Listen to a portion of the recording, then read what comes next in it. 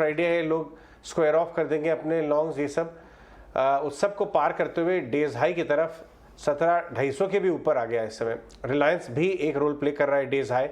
लेकिन आगे बढ़ते हैं, कुछ और स्पेसिफिक थीम्स की बात करते हैं। हमारे साथ मिस्टर रवि झाकड़ जुड़ रहे हैं ऑल कार्गो लॉजिस्टिक्स के। लॉजिस्टिक्स में एक ज़बरदस्त रीरेटिंग मूव देखने को मिला है लास्ट कुछ हफ्तों में। अनलॉक थीम कह लीजिए, बिजनेस कमिंग बैक कह लीजिए, और ऑल कार्गो ओवरऑल इस कंपनी में तो एक ट्रांसफॉर्मेशन हो ही रहा है। लेकिन एट द सेम टाइम, पहली बात तो रवि जी बहुत बहुत धन्यवाद ईटी नाउ स्वदेश पर हमसे बात करने के लिए। हम देख रहे हैं कि काफ़ी ट्रिगर्स आपकी कंपनी के लिए लगे हुए हैं, लेकिन at the same time operating cost का एक फियर है कि जिस तरह डीजल बढ़ा हुआ है, ऑपरेटिंग कॉस्ट इशू बना हुआ है, क्या ये टेम्परेरी इशू है? जी, अगर अपन क्रूड ऑयल की प्राइसेस देखेंगे तो एक पहले हल्का सा फियर था कि प्राइसेस बहुत ऊपर जा सकती हैं। एनालिस्ट ने $150-170 तक की भी बात करी थी, लेकिन अगर आप देखेंगे तो सऊदी अरेबिया ने जो थोड़ा कमिटमेंट दी है और जो ओवरऑल सिचुएशन उभर के आई है, क्रूड अभी भी $100 के नीचे है और एक लॉन्ग टर्म व्यू $60-80 के आसपास का बना हुआ है। तो थोड़े बहुत जो टेम्परेरी डिसरप्शंस हैं, कुछ उनका हल्का फुल्का प्रभाव पड़ा है, बट लॉन्ग टर्म में जो एक अचानक से लग रहा था कि एक बहुत ज्यादा तेजी आ जाएगी क्रूड की प्राइसेस में, वैसा नहीं है। तो जो ऑपरेटिंग कॉस्ट पे एक डीजल का इम्पैक्ट आता है, अब वो उतना ज्यादा आता हुआ नहीं लग रहा है। और जहां तक लॉजिस्टिक्स कंपनीज का सवाल है, तो डीजल प्राइस हो या मरीन में बंकर प्राइस हो, वो सीधे सीधे पास थ्रू कॉस्ट होती है। तो नेचुरली उसकी वजह से एक इन्फ्लेशन पे इम्पैक्ट आता है। But from a operating cost perspective जो है हमारा, जैसे मान लीजिए हमारा एक्सप्रेस बिजनेस है गति में, या जो इंटरनेशनल सप्लाई चेन बिजनेस है, वहां पे मरीन बंकर फ्यूल की प्राइसेस की वजह से मोस्टली अगर फ्यूल प्राइस अप होती है तो फ्रेट रेट भी अप हो जाती है। वही तरीका यहाँ पे जनरली डोमेस्टिक में अगर डीजल की प्राइस ऊपर जाती है तो जनरली कस्टमर कॉन्ट्रैक्ट्स में डीजल प्राइस हाइक करके कंपोनेंट रहता है, तो ये पास थ्रू कॉस्ट होती है। तो लॉजिस्टिक्स कंपनीज पे फर्क नहीं पड़ता है, लेकिन इकोनॉमी के लिए जरूरी है कि ऑयल की प्राइसेस एक लिमिटेड रेंज में रहें ताकि एक अननेसेसरी एक्सेप्शनल इन्फ्लेशन ना हो।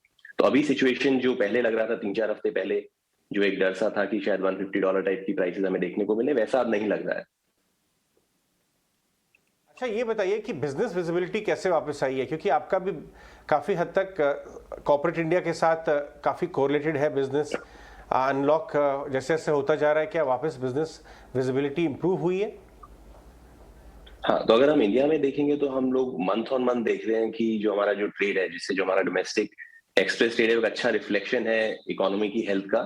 तो मंथ ऑन मंथ इंप्रूव कर रहा है। तो क्लियरली हमें लग रहा है कि जो परफॉर्मेंस है, और अगर हम पिछले साल के मुकाबले भी देखें तो पिछले साल से बेहतर अभी कंपनी परफॉर्म कर रही है, और इंडस्ट्री भी एट लार्ज बेहतर परफॉर्म कर रही है गत वर्ष की तुलना में, विच मीन्स की जो ओवरऑल एक मोमेंटम है ट्रेड का वापस आ रहा है। और इंडिया में जो कोविड की सिचुएशन है उसकी वजह से भी ऐसा कोई भी इम्पैक्ट आज के दिन नहीं है। तो क्लियरली जहां तक इंडिया का सवाल है, वहां पे मुझे कहीं भी कोई अभी कोविड रिलेटेड डिस्ट्रप्शन नहीं लगता है। इंटरनेशनल मार्केट्स में अगर देखें तो कुछ कुछ टेम्परेरी डिस्ट्रप्शंस हैं। जैसे हम चाइना की बात करते हैं, अभी शेंजन में लॉकडाउन है 1 हफ्ते का, हो सकता है वो 1 हफ्ता और आगे बढ़े।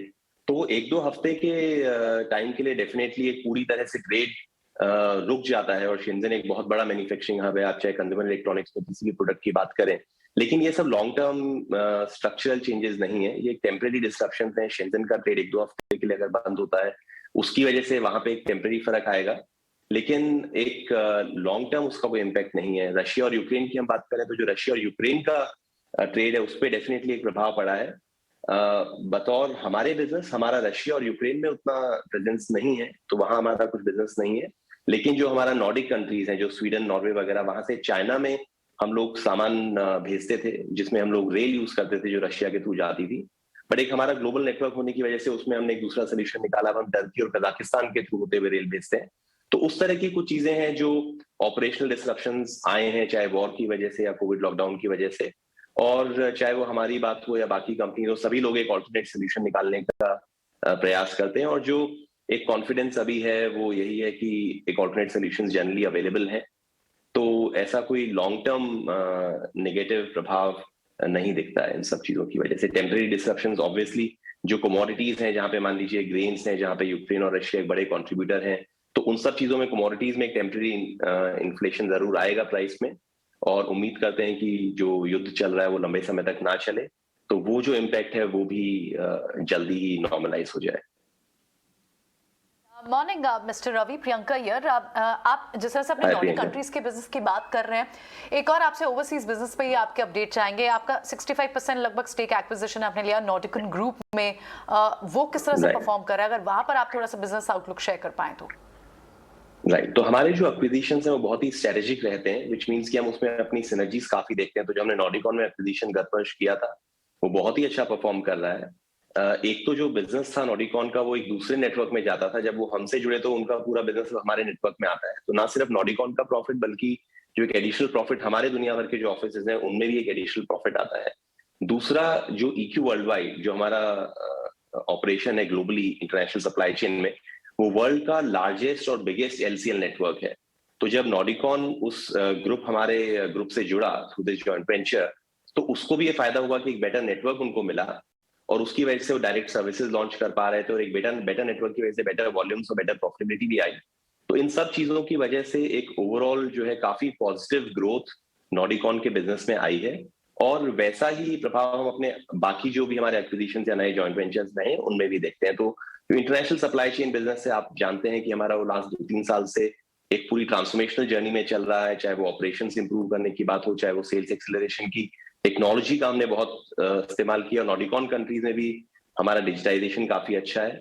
ओवरऑल अगर आप देखेंगे तो आज के दिन ओवरऑल वर्ल्ड लेवल पे हम लोग आधे से ज्यादा अपनी जो बुकिंग्स हैं कार्गो की वो आज के दिन ऑनलाइन कर रहे हैं, चाहे हमारा E2 360 प्लेटफॉर्म हो या बाकी डिजिटल मीन्स हो। तो इन सब चीजों की वजह से जो भी हम एक्विजिशन करते हैं बहुत जल्दी हम उसको इंटीग्रेट कर पाते हैं इन सारी कैपेबिलिटीज की वजह से, तो वो काफी अच्छा चल रहा है। आपका पास वेयर हाउसिंग की भी अच्छी फैसिलिटी है और जितना मैं समझ पा रहा हूँ शायद 460 एकड़ लैंड है आपकी। ये सारी की सारी आप यूज़ कर रहे हैं? अच्छा, इसमें कुछ और बढ़ाना चाहते हैं और इसको लेकर आपकी स्ट्रेटजी क्या है वेयर हाउसिंग को लेकर? तो वेयर हाउस में हमारे दो बिजनेस हैं। एक जो ऑपरेटिंग बिजनेस है, जो कॉन्ट्रैक्ट लॉजिस्टिक्स बिजनेस है, वहां पे हम ऑलमोस्ट 5 मिलियन स्क्वायर फीट से ज्यादा ऑपरेट करते हैं। वो एक एसेट लाइट ऑपरेशनल बिजनेस है जो कि लगातार पिछले 3-4 साल से काफी ग्रो कर रहा है और आगे भी एक इंडस्ट्री ग्रोथ रेट से ज्यादा रेट पे ग्रो करता रहेगा। जो दूसरा बिजनेस है, जो रियल एस्टेट पार्ट है, वो हमारा लॉजिस्टिक्स पार्क बिजनेस है, जो हमने दिसंबर में डीमर्जर स्कीम अनाउंस करी थी, उसमें वो ट्रांस इंडिया रियल्टी में डीमर्ज हो जाएगा, ताकि वो एक अपने आप में एक रियल एस्टेट एसेट एनविटी प्ले वाली कंपनी बन जाएगी जो कि अपने कोर डोमेन पे फोकस कर सकती है। उसमें जो भी हमारे लैंड बैंक्स हैं लार्जली बेंगलोर के पास में, NCR में, हैदराबाद में, वो ऑलमोस्ट पूरी तरह से यूटिलाइज हो चुके हैं। जो हाल फिलहाल में कुछ रिसेंटली लिए थे अहमदाबाद में, उसके अलावा जो भी पुराने हमारे लैंड बैंक्स हैं वो हम पूरा कंस्ट्रक्शन भी हो चुका है, वो लीज भी हो चुके हैं। डिकैथलॉन, अमेजॉन, फ्लिपकार्ट, गति, ACCI, काफी तमाम तरह की ई-कॉमर्स और लॉजिस्टिक्स कंपनीज ऑलरेडी यूज कर रहे हैं। और ये काफी अच्छा डोमेन है क्योंकि अगर आप देखेंगे जो ग्रेड ए वेयर हाउसिंग की डिमांड है कंट्री में, जिस तरह से ई-कॉमर्स ट्रेड बढ़ रहा है, ऑर्गेनाइज ट्रेड में जिस तरह की तेजी आ रही है, उसकी वजह से ये एक स्ट्रक्चरल चेंज है जो हम पिछले 5 सालों से देख रहे हैं और ये चलता रहेगा और हम इसमें फिलहाल काफी अच्छी तरह से वेल पोजिशन है। और ये बिजनेस अब जो हमारी नई डीमर्ज एंटिटी होगी ट्रांस इंडिया रियल्टी में, उसमें हम लोग आगे एक्सप्लोर करते रहेंगे ग्रो करने का। हम अपने इसमें पार्टनर्स भी देखेंगे बिजनेस में। कुछ लॉजिस्टिक्स पार्क्स में ऑलरेडी ब्लैकस्टोन से हमने साइन अप किया है, जो ट्रांजैक्शन अंडर प्रोग्रेस है। तो एक अच्छी अपॉर्चुनिटी है वहां पे, उसको हम लॉजिस्टिक्स से थोड़ा अलग देखते हैं, लॉजिस्टिक्स पार्क्स के बिजनेस को। और कॉन्ट्रैक्ट लॉजिस्टिक्स में भी हमारा उसमें एक अच्छी ग्रोथ साल दर साल चल रही है।